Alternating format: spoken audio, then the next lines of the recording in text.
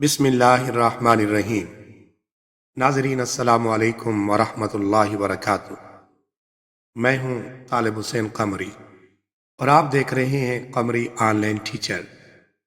आज के इस अहम बयान में हम बात करेंगे रोज़ा तोड़ने के कफ़ारे के बारे में। बहुत से लोग पूछते हैं कि अगर कोई रोज़ा जानबूझकर तोड़ दे तो उस पर क्या कफ़ारा लाजिम आता है।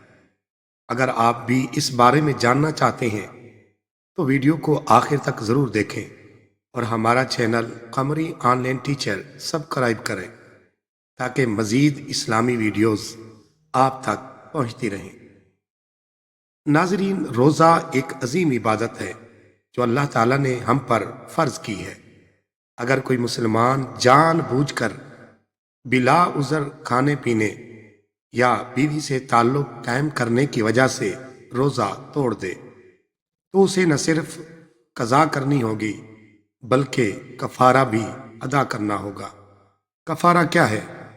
अगर कोई शख्स बगैर किसी शरई उज़र के रमज़ान का रोज़ा तोड़ दे तो उसके लिए दो में से एक कफ़ारा लाजिम होता है।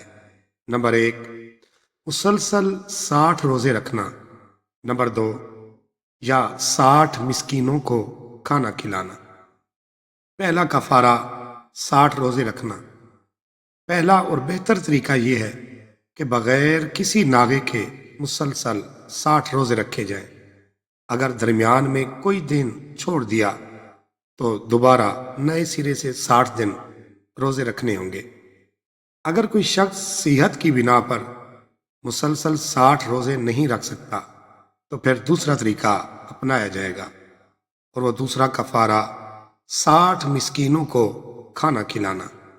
अगर कोई शख्स बूढ़ा, बीमार या किसी माजूरी की वजह से 60 रोज़े रखने से कासिर हो तो वो 60 गरीब अफराद को 2 वक्त का खाना खिलाए या फिर हर मिस्कीन को फिदिया दे, जो कि एक मिस्कीन के लिए निस्फ सा यानी तकरीबन 2 किलो गंदम या उसकी कीमत है।